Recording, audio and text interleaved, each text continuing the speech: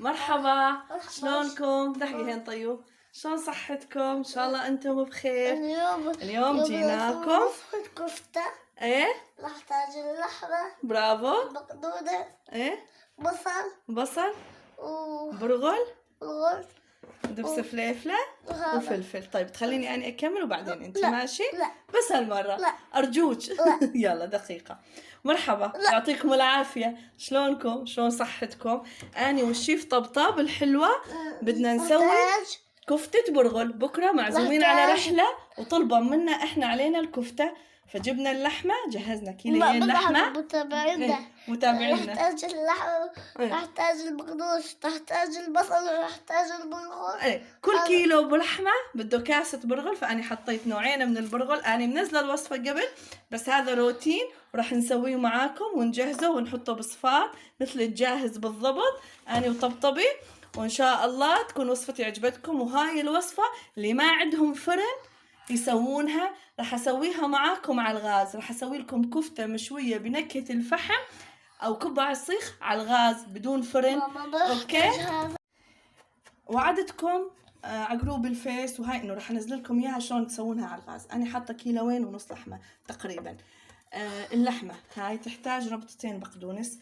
البقدونس اختياري، بس يا جماعه يعطي لون وطعم عجيب غريب حيل طيب. وحطيت بصلتين، لا بكل كيلو بصلتين، فاني حاطه 5 يعني لكيلوين ونص. وحاطه كاستين برغل، حطيت وحده عمقي احمر ووحده بيضه. كل كيلو لحمه بده كاسه برغل. وراح احط معلقه معجون فليفله. اول شي راح ننقع البرغل سوا. اول شي راح انقع البرغل. شيل الغطاوه مام، حفتيها هي. راح انقع البرغل بين ما يشرب المي هاي الفايره وتفتح الحبه. بسم الله الرحمن الرحيم. حركيهم. أنا أفرم البصل والبقدونس على اللحمة. قلت لكم بس بهالوصفة البقدونس اختياري، ولا الباقي كله ضروري. بناس تحط ثوم زاد، أنا ما أحط الثوم، يعني أحس الثوم راح أحط بودرة الثوم شوي، بس هو مو ضروري. قاعد نحرك والحال. حرك البرغل زين هذه الطريقة، ونخليه يتشرب المي الفايرة وتفتح الحبة صحة. طيوبة راح تصورني وأنا راح أفرم معاكم البصل طريقة ناعمة ناعمة حيل.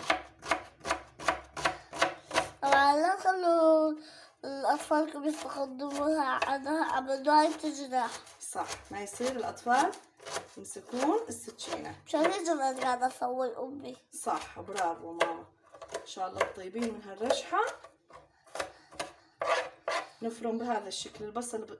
أصلا يا جماعة اللي عنده محضرة، ودائما أقول الفرم بمحضرة الطعام أحسن. وهاي الكفتة أنا منزلتها، بس طلبوها مني شلون أسويها على الغاز. بحتاج لحمة هنا. هاي اللحمة. هذا البرغل تنقع وتفتحت الحبة. راح أفركه بهذا الشكل.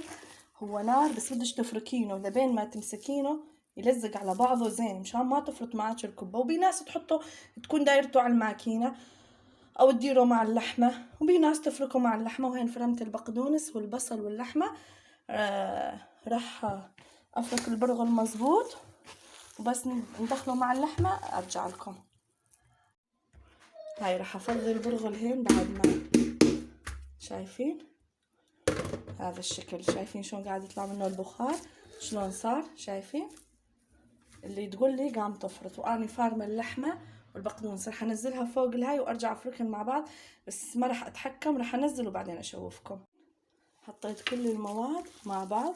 راح ابلش ادخل المواد كلها مع بعض لبين ما تتجانس. شايفين شلون تجانست اللحمة؟ فركتها مزبوط بإيدي، يعني ما عاد يبين البرغل من اللحمة. كمية اللحمة حلوة وكمية البرغل مناسبة جدا إلها.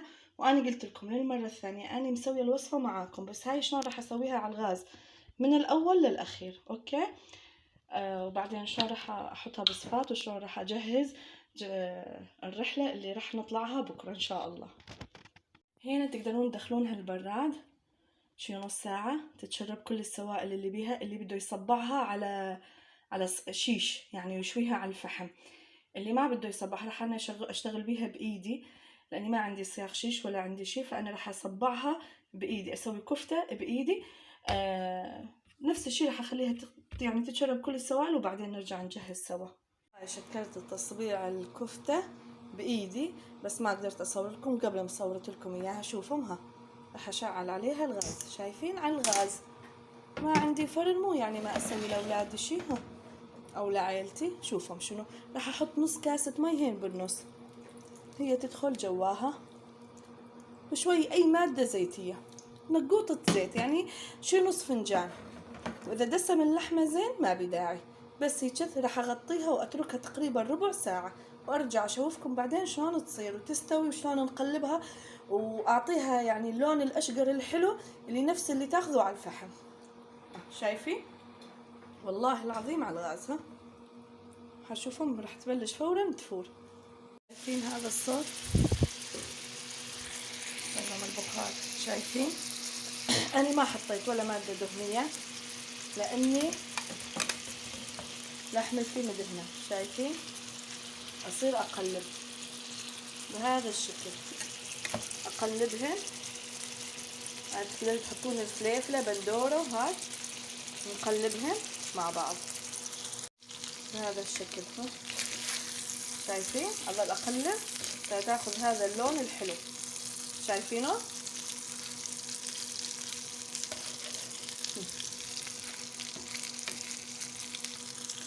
هاي بعد ما خلصت الكمية طلعت كمية جامبو، دحكم احلاها طرية وحلوة. حطيت قصديرة بالنص وراح احط الفحم وادخنها قدامكم، تاخذ نكهة الشوي على الفحم. وهي وين سويناها؟ على الغاز. شايفين؟ شايفين والله على الغاز. الرحمن الرحيم، بسم الله الرحمن الرحيم، بسم الله الرحمن الرحيم. شايفين؟ راح اغطيها بهذا الشكل واحكم اغلاقها، ونرجع بعدين نصفها بالصفات كأني اكل جاهز جايبينه من المطعم.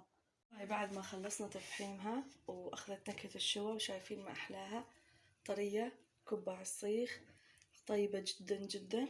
جهزت خبز مشان اسويها كأني وجبات جاية جاهزة. يعني احنا صح طالعين مشوار، بس ما بدنا نلتهي بشوي برا وهيك، بدنا نقعد نتفرج شوي على هالطبيعة. فانا قلت لهم راح اسوي لكم شيء ابدا ما يعذبنا. اكيد بكل مطعم بمايكروويف، نسخن على الميكروويف وبس.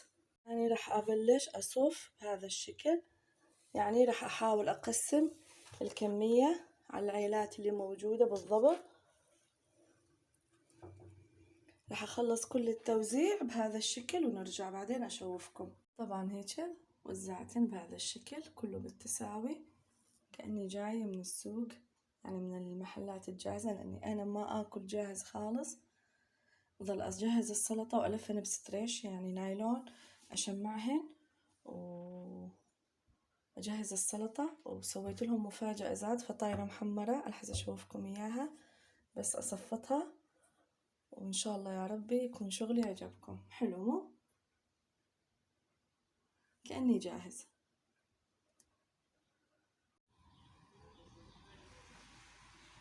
أنا أشرب قهوتي، راح أجهز السلطة والفطاير أفضيهن والموالح وكل شي إن شاء الله.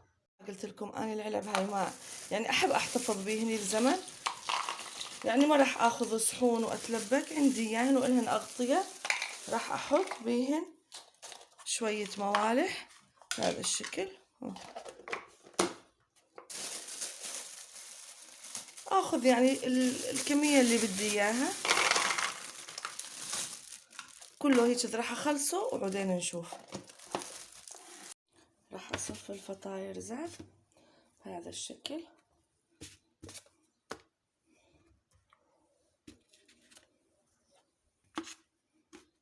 أخلص كل كمياتي وأرجع. راح أفرم سلطتي.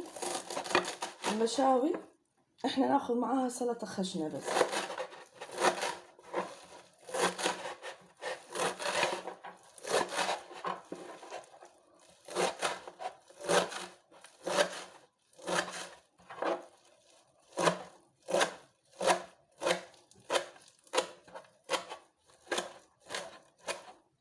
بهذا الشكل بس.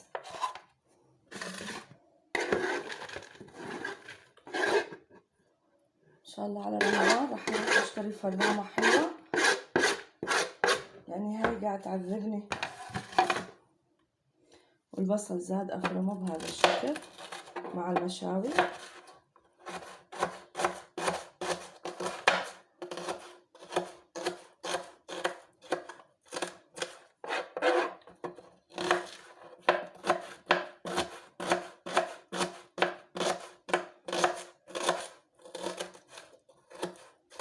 شايفين بهذا، عفوا بهذا الشكل.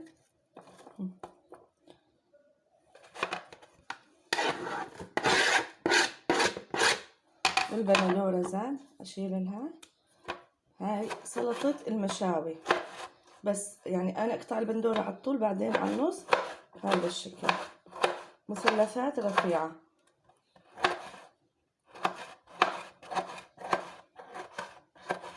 بهذا الشكل. نخلص كل شي ونرجع.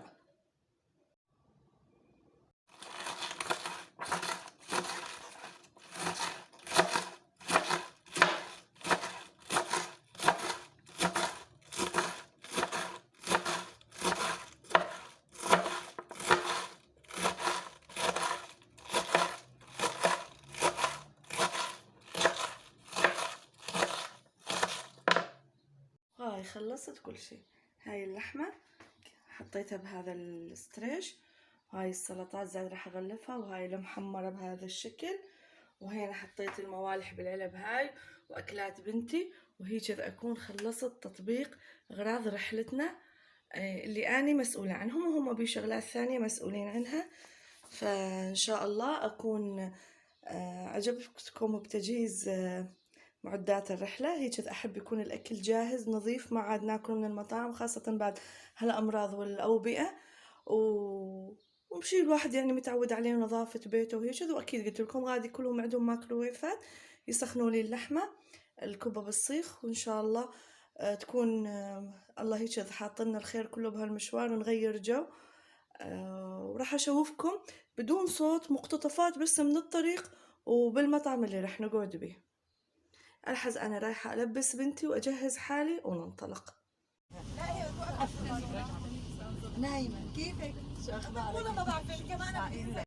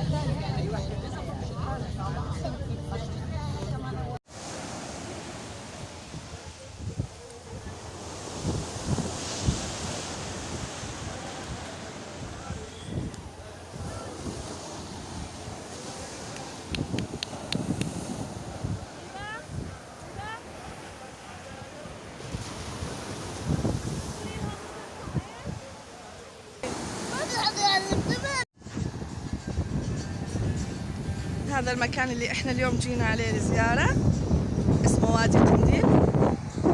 هنا المطعم فوق اللي قاعدين بيه، هاي طيوبة وبنت خالتها. حلو المكان. اليوم الموج عالي لأني هوا. يلا رايحين عاد نحط الغداء. هذا غدانا.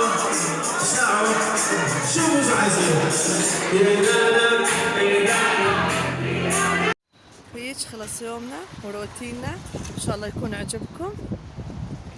هاي البحر، هذا الغروب تقريبا بلش. ان شاء الله يكون فلوق جميل وخفيف وسهل وبيه وصفات حلوة بنفس الوقت وبيه مناظر حلوة. اتمنى الاشتراك بقناتي وتفعيل زر الجرس. الله يا ربي بجاه محمد يبلغنا رمضان لا فاقدين ولا مفقودين. يعطيكم العافية.